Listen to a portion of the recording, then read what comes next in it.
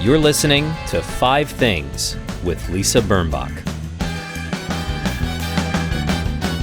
Hi, it's Lisa Birnbach, and this is 5 Things That Make Life Better. My guest this week is Mark Harris, the very smart and stylish journalist who became Mike Nichols' biographer. His new book, Mike Nichols: A Life, has just been published by Penguin, and I couldn't put it down. I mean, there are such intimate details about the work that Mike Nichols did, his collaborations with Elaine May and Neil Simon and others, Scott Rudin. I mean, it's really insider Broadway and Hollywood, but in a way that I think is fascinating because Mike Nichols was so fascinating. He said to someone once, "It takes me 3 hours to become Mike Nichols every day." So you'll enjoy Mark. He's also a writer for New York Magazine, has written other books about film, Pictures at a Revolution, 5 movies and the birth of the new Hollywood, and 5 Came Back, a story of Hollywood and the Second World War. He is married to Tony Kushner.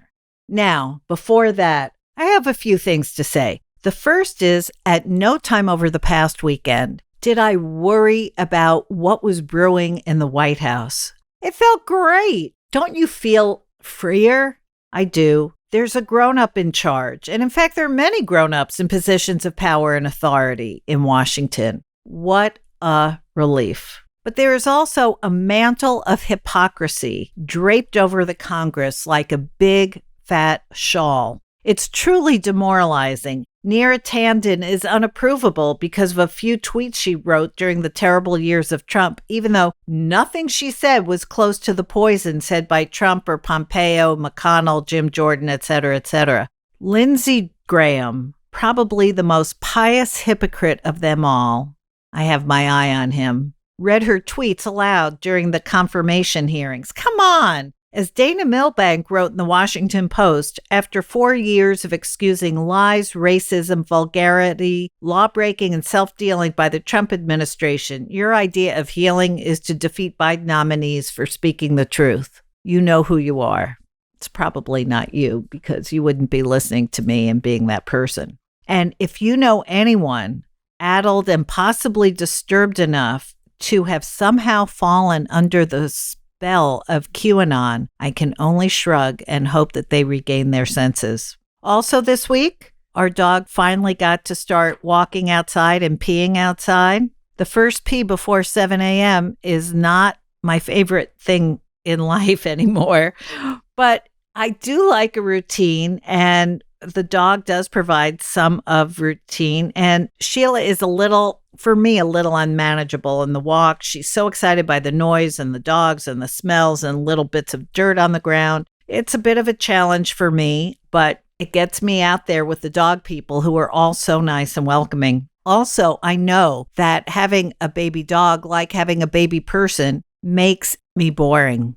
I mean, you don't want to hear about every little thing the dog did, and that's kind of the excitement around here. So I really miss my exhibits. I haven't hugged the ones in California in 6 months. I have seen Exhibit C a few times, and that makes my heart just swell with love. But that's personal, as is everything.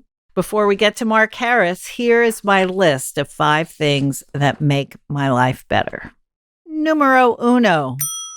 Our dog breeders, April and Sue, who gave us this little pet who is just full of love and was so well taken care of. And we got to see her many times before we took her home. And if a Cavapoo is in your future, let me know and I'll hook you up.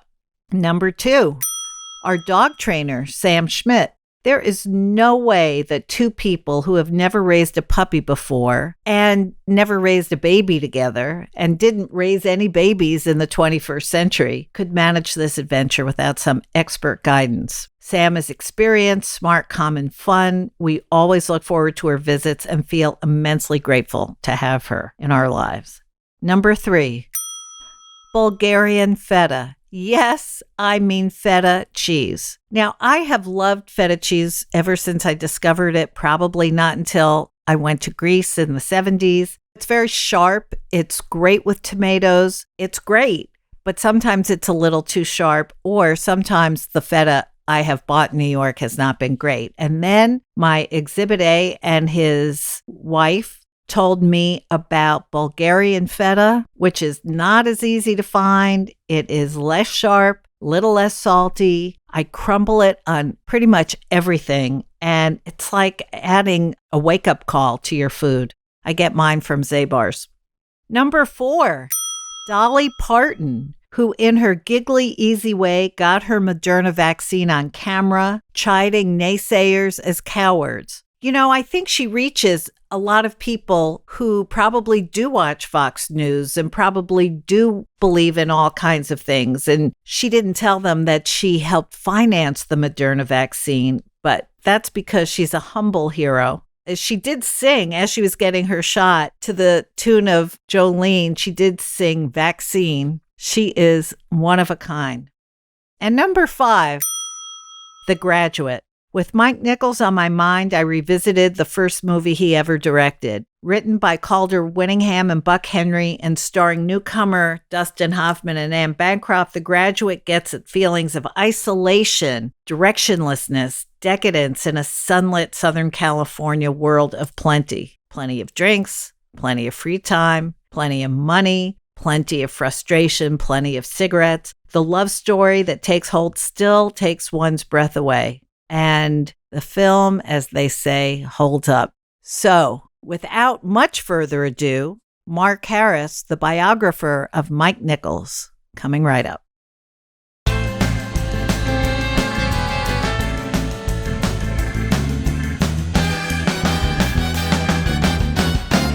It's so great that Mark Harris is on the podcast today because I've been reading his book, Mike Nichols, A Life, and I would say the scientific number is a gazoodle number of questions. Mark, it's such a great read. Thank you so much. Oh, thanks so much. I'm so glad you're enjoying it.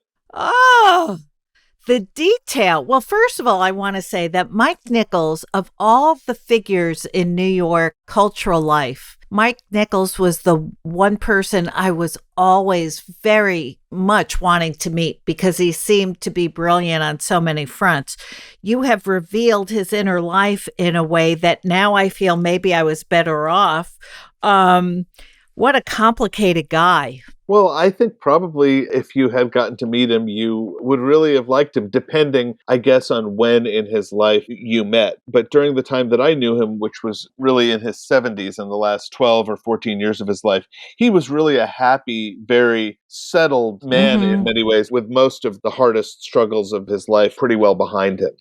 Now, I know that he directed, I thought, an exquisite production of Angels in America for HBO, and you must have met Mike Nichols then, as your husband is playwright Tony Kushner.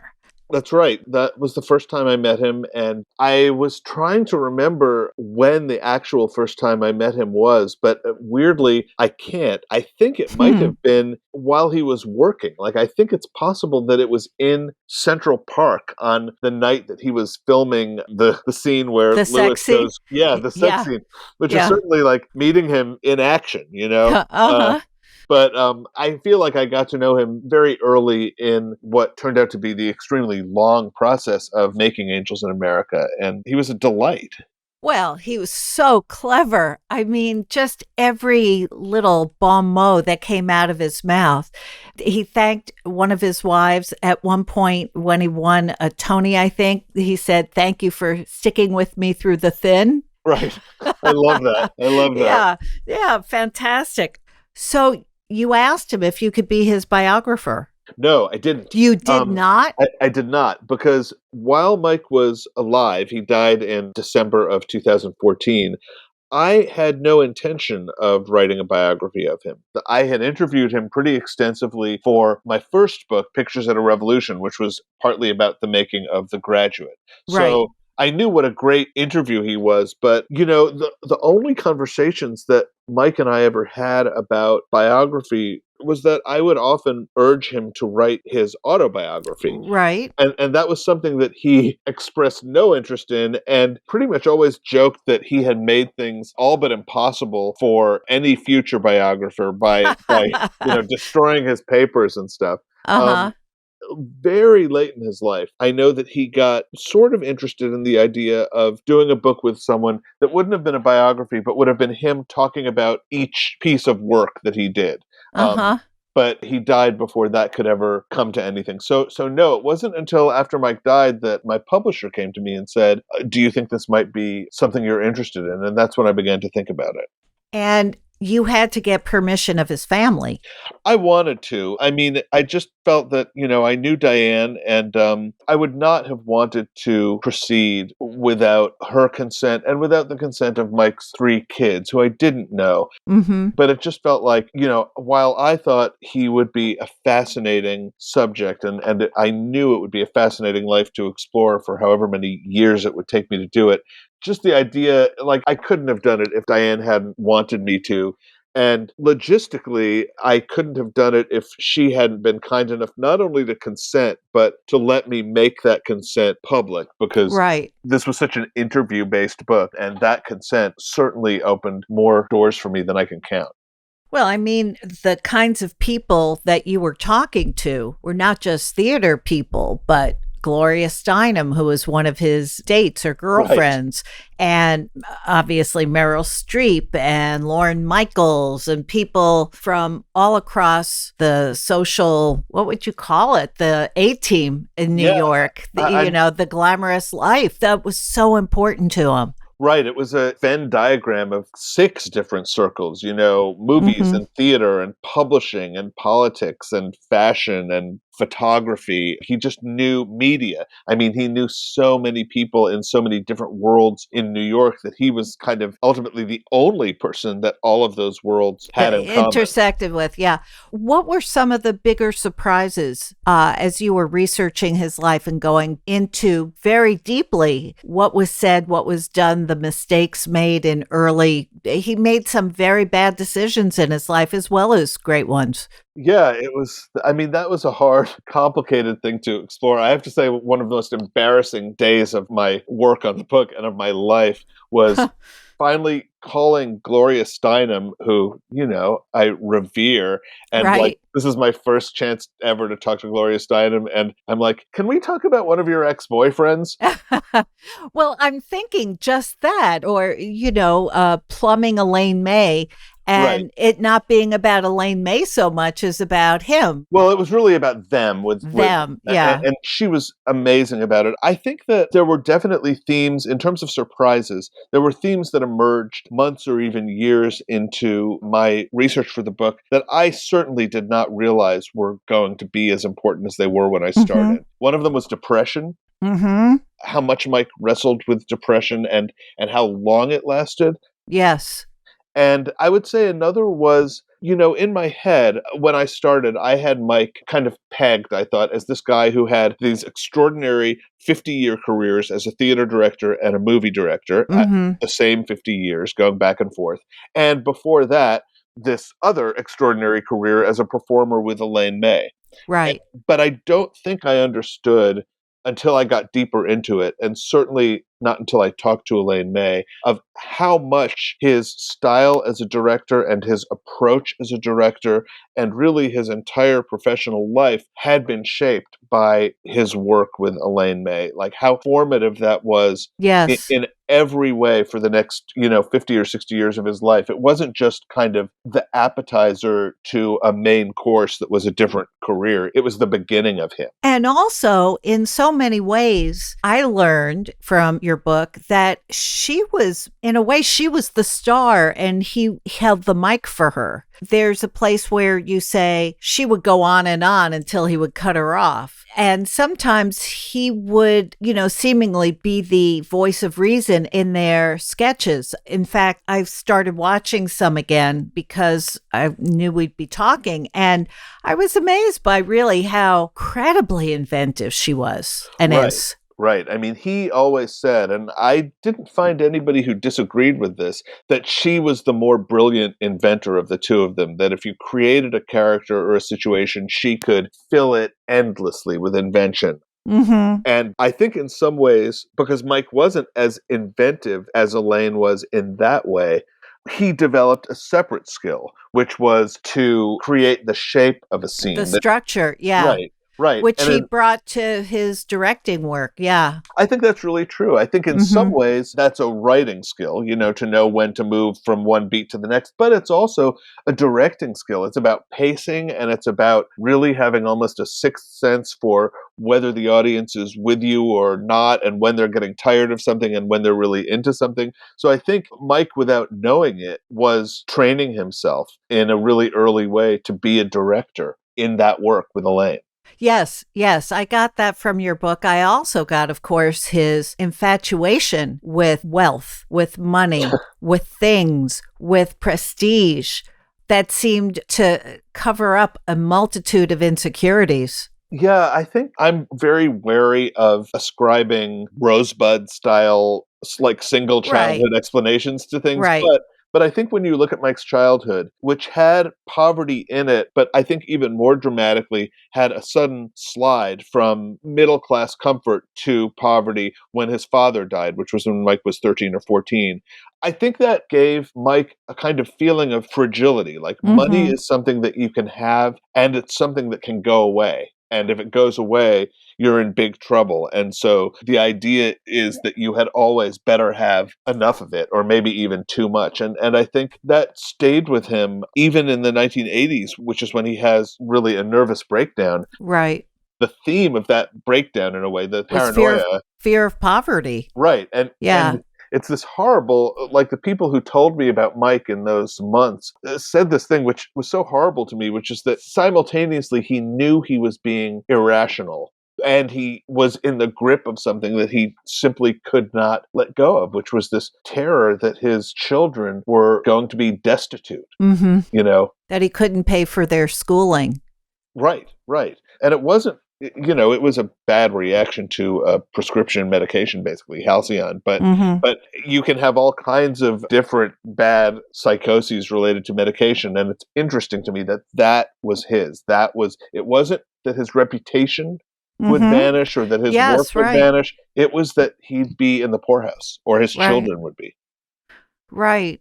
And he started selling off assets and then regretting it as he was doing it because, as you say, he both knew it was irrational but couldn't help himself. Right. And it wasn't, I will say it wasn't entirely irrational, because Mike in those days tended to live, like from the time he got successful, he tended to live right to the edge of his income. Like, Right. I'm always stunned by the fact that very soon after his first success as a director, which is Barefoot in the Park on Broadway, he managed to buy a triplex penthouse in the Beresford. Yeah. I mean, Yeah. like, I The know, so, Beresford. Now, you for know, anybody not in New York, it's one of the premier buildings on Central Park. It's where Leonard Bernstein lived, didn't he? Or did he live at the Dakota? I can't remember. It's where Jerry Seinfeld lives now. It's big. It's Right. grand. It's amazing. Yeah. And I know that, 50 or 55 years ago, Central Park West was not entirely the completely desirable address that it is now. I mean, it was a little more affordable, but it was still expensive. And a triplex penthouse, I mean, it's unimaginable to me. But right from the start, it was really important. I mean, it's very specific Manhattan geography to me, but like Mike goes from the West Side to the Upper East Side to the Beresford, and Elaine May just moves right to Riverside Drive, Riverside Drive. which Yeah. like way Which is more humble. mellow Yeah. family neighborhood. It really tells you where their priorities were in the early 1960s. I took that right to heart the way you did. The other thing, of course, and it's something that I had heard about years and years ago, but obviously was his big open secret, was that he was bald, and he was bald as a child. He was kind of bald-ed. It wasn't his fault. It wasn't something he could help, but due to a bad reaction to whooping cough or scarlet fever I think it's medication.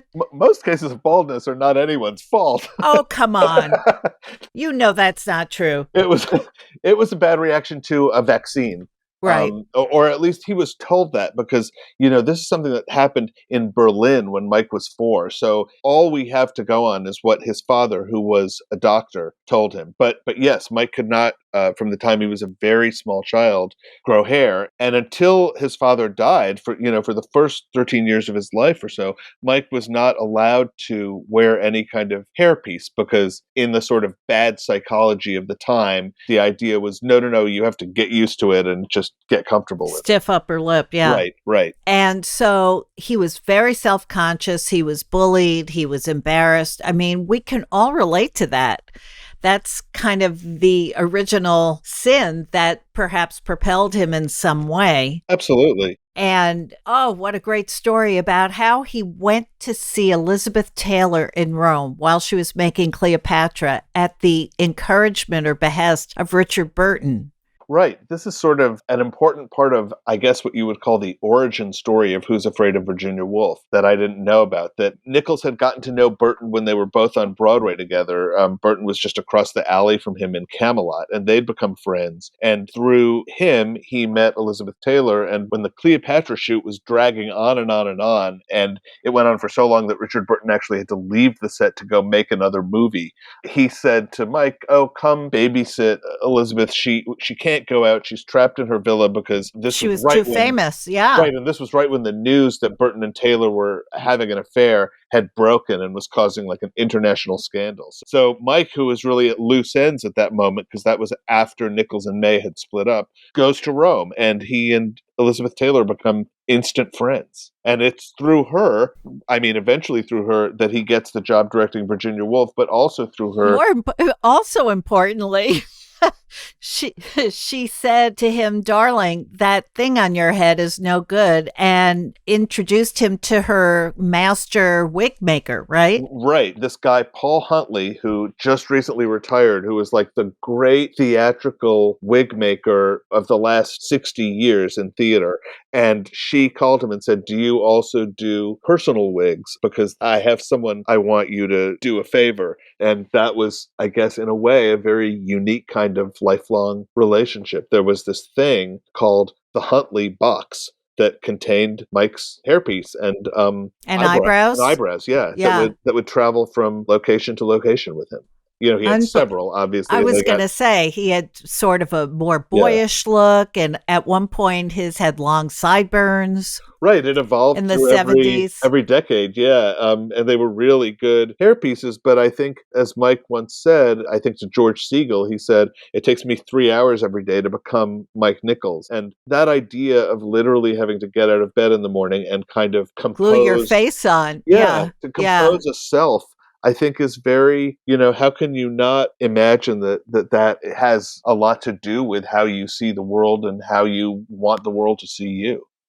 And yet, everybody fell for him, men and women. I mean, he was so dynamic. He was so clever. He was so, I guess, generous to his friends and fun. And you go to his house and you meet Lillian Hellman and you meet Paul Simon. I mean, it just seems like it was a wonderful, wonderful life. I think that's true in many ways. I mean, we talked about his obsession with money, which was dominant at times, but Mike was always extraordinarily generous about sharing his life, about sharing the way he lived, about bringing people in. I mean, he and Diane really were these kind of immaculate hosts. I think Mike thought that money was fun, that it could buy you fun things. And he wanted people to come into his world and share that. He liked them to spend money too. I think so. Well, you talked about how he went to auctions at Sotheby's and Christie's just to watch Jack Nicholson buy a $500,000 Matisse, and how he somehow got Candice Bergen to buy an Arabian horse, even though she had no place to put it. Right. I love that. She's so funny about that story that he was a horse obsessive. He was a big Arabian horse collector, and at one point had, I think, 40 or 50 or 60 horses on his farm in Connecticut, and staged this amazing auction for all of his showbiz friends. He was really serious about it, but he staged it theatrically. I mean, there was lighting. There was glitter thrown into sawdust that, the horses walked through so that their hooves would kick up. It makes them look thinner. Exactly. Yeah, that story is fabulous. But I don't want to neglect the fact that you talk about the films and the plays as well. It's not just about him, the man, it's about him, the artist. And I'm wondering, after how many years did you spend on Mike Nichols? About 5. Okay, after 5 very intense years of rewatching everything that you could and finding people, Judith Ivey, people who had been in his plays and in his movies and his editors and the people who knew him best, what do you think was his greatest achievement as an artist? That's a hard question to answer because while I was writing the book, I was very conscious that while I could revisit all the movies, there were a number of plays that that are gone. There is no film record, for instance, of his original productions of The Odd Couple or Barefoot in the Park. Oh, wow. And there's no video of his version of David Rabe's play Streamers, which a lot of people who saw it said was, the best thing they ever saw on stage. So I know that I'm judging incompletely, Right. but in terms of movies, I will always have, pride of place, I think for me always goes to The Graduate. The Graduate, Um, yeah.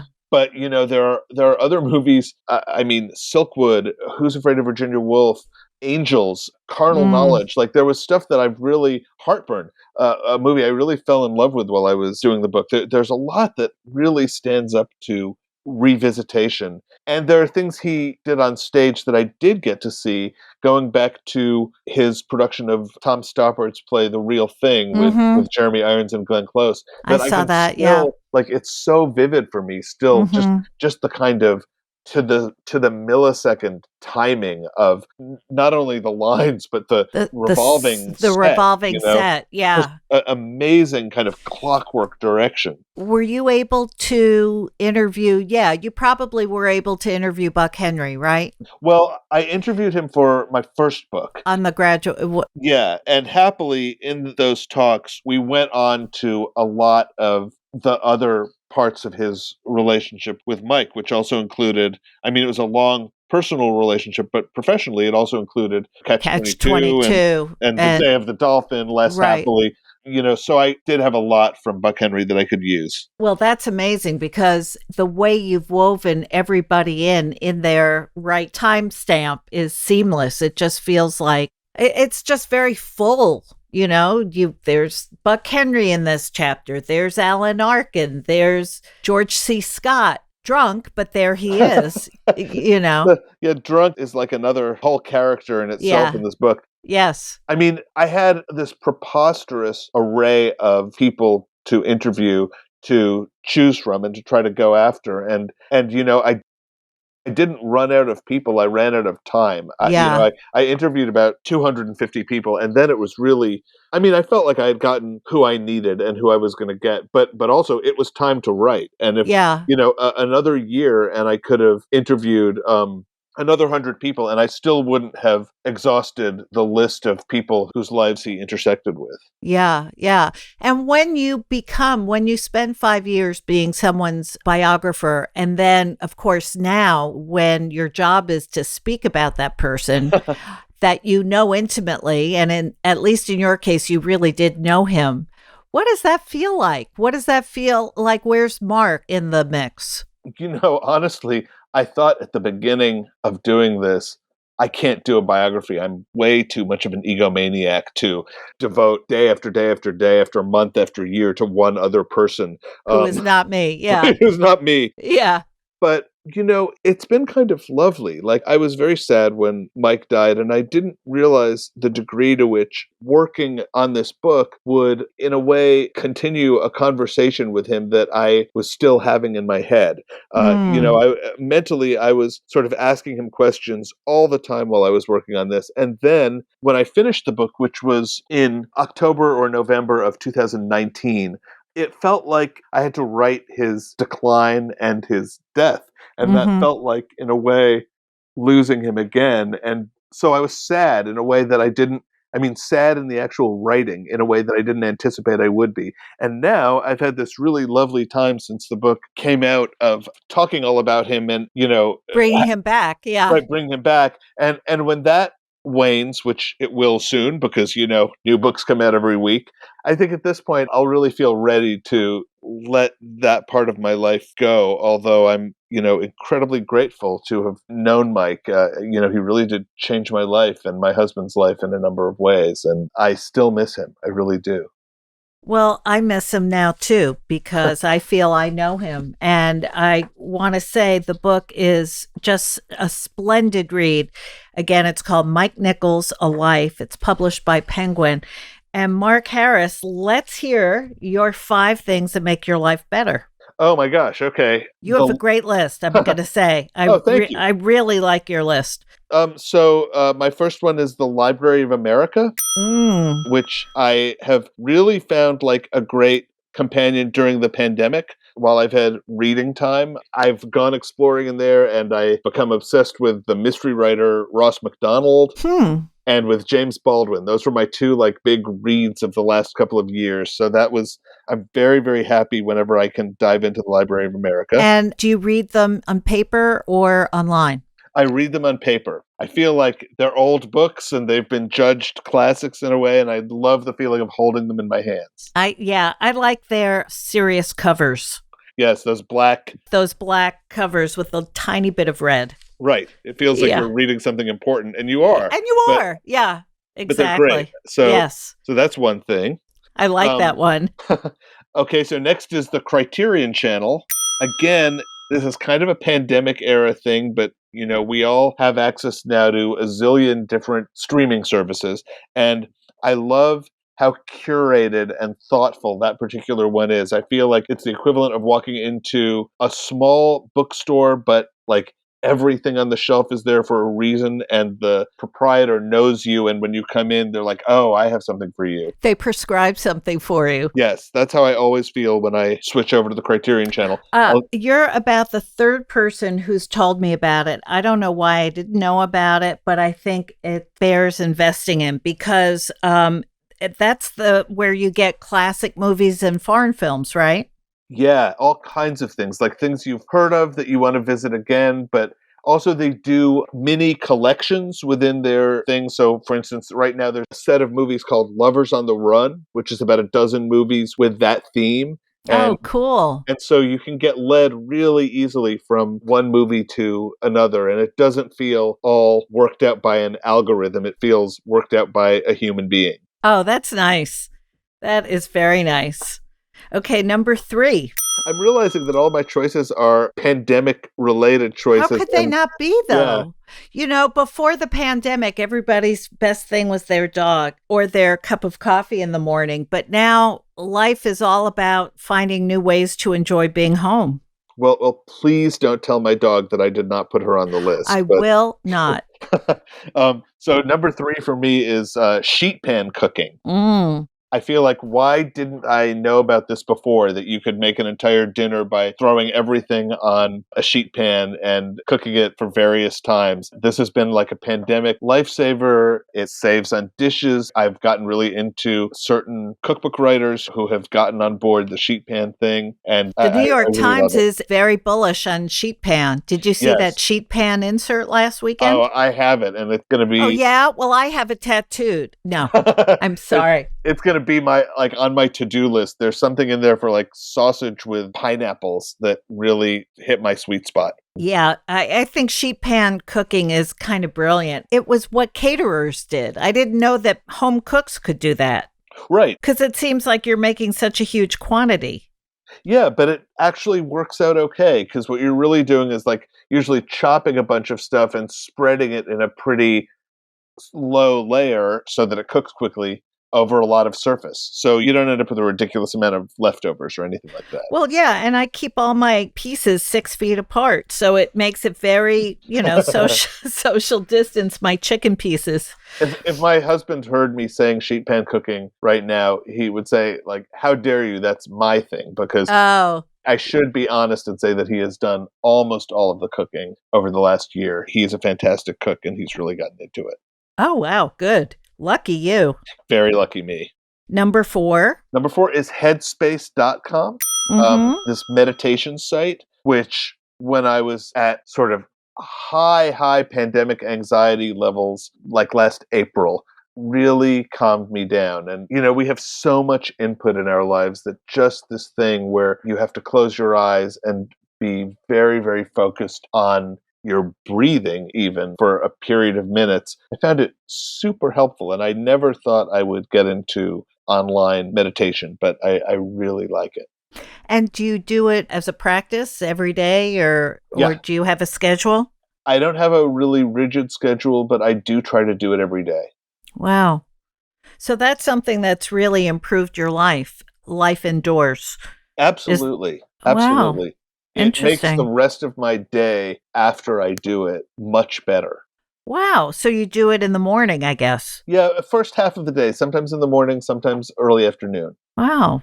Okay, that's quite persuasive. Okay. And number 5. Last one is my Blu-ray player, because this is sort of the flip side of the Criterion Channel thing, which is not everything streams.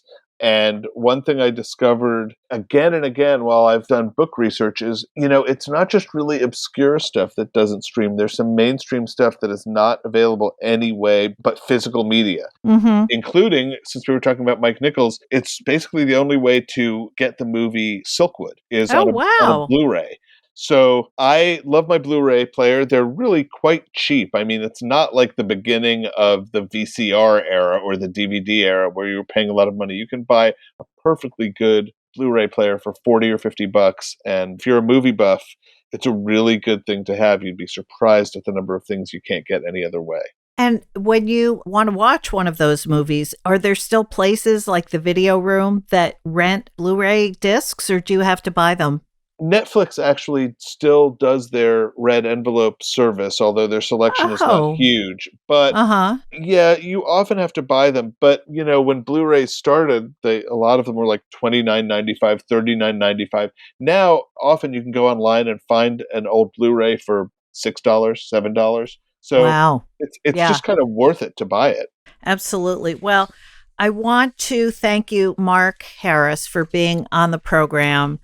We have a friend in common. And as you know, I think I've been following you on Twitter for years and years and seem to endorse or agree with a lot of what you say and really enjoy your presence in social media. Oh, thank you so And much. as much as this book, I really, if you love movies, if you love creative people, if you want to read a kind of a very pointed history from the 50s to the 2000s, it's a very interesting book. It really gets it's a riveting, actually. And Mike Nichols was a great subject for you. Thank you. I so appreciate that. And I'm really glad you've enjoyed it. Absolutely. I want to say that my guest has been Mark Harris on 5 Things That Make Your Life Better. We produce this podcast in New York City at thefieldtv.com. My engineer is Kevin Watkins. My team is Michael Port, Spressa Rucci, Sam Haft, and Boko Haft. Everything that we talked about today, maybe some stills from some of Mike Nichols' movies and a sheet pan, will be on my website at lisabirnbach.com. You can find Mark Harris on Twitter at Mark Harris NYC or Facebook, Mark Harris NYC. His book, again, is Mike Nichols, A Life. It's published by Penguin Press. As I say every week, be careful, wear a mask, act natural. Bye-bye. That was 5 Things with Lisa Birnbach. New episodes every Friday, if she remembers.